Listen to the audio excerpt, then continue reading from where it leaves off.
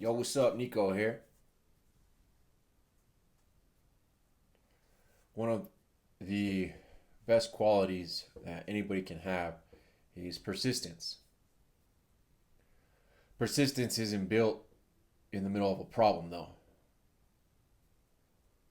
Counter to what everybody thinks that, if you just persevere through the problem, no, that's not when perseverance is built.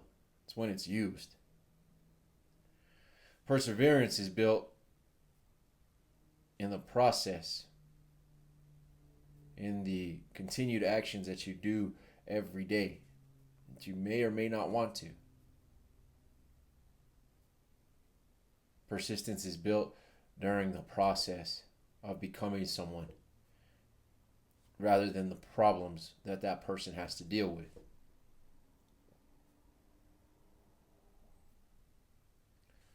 I never was persistent in the middle of a problem. I used persistence in the middle of a problem. One of the times I needed to get some cash to get high, me and one of the homies, well, let me take a step back. One of the ways that I used to get money to get high was selling metal. I'd come across appliances and I had a truck, so I just throw it in my truck, load up the truck, go take it to the recycling yard, and exchange it for some cash. Take the cash, go get high, go get drunk, whatever it was, right? In my really heavy use days for heroin, I found in one of my other pastimes that there was a lot of metal on the railroads. See, there was a place that we used to go do graffiti at, and I would see the stakes. Some of them were loose. Stakes for the railroads. And I pull them out. They're a couple pounds. Throw those in a bucket. And go do the exact same thing. Recycle the metal. See, I have addictive personalities and I have very extreme mindsets. So when I saw that and I saw, oh shoot, these things are just chilling, uh, I started walking the railroad tracks when I didn't have any other ideas to get high. When I didn't want to go hit a lick or do something mischievous, I just go walk the railroad tracks and pull stakes that were loose. Well, one of the days that I go doing this, I have my homie with me. We go to part of the railroad tracks, and I see a bunch of cut up railroad tracks that they had just replaced. Whatever group that needed to pick up those old ones hadn't done it yet. So I tell my homie, yo, dog, let's take those, throw them in my truck. They gotta be a couple 100 pounds, and we'll sell them. I know the metal yard guy will be good. Me and my boy get all excited. Now, these things were a few 100 pounds each, and at the time I weighed 120 pounds, maybe 150 wet, maybe.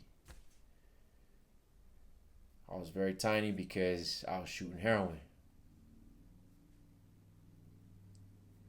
We load up about 3 of these railroad tracks. My truck's sitting real low. We get to the metal yard, and at the metal yard, dude looks at us. He's like, man, I'm going to get in trouble if I take these, so I'll give you half the price because I got to do it underneath the table.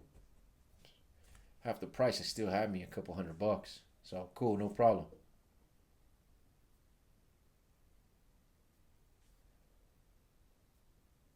I built persistence in the process of figuring out how to get high. The persistence wasn't done in the problem of where do I get money. The persistence was built in, I'm going to figure out how to get high because this is something that I want. Over and over again, I had walked the tracks enough that when this so-called problem of moving large railroad ties, basically, or not even the ties, they're the middle track portions. When that popped up, I had already built the persistence of, yeah, I know how to get this done. So I persisted through. We threw these things in my truck and we got high that day, really high. Persistence isn't built in the middle of a problem. That's when you got to use it. One of the best qualities that I took from those times in my life was persistence.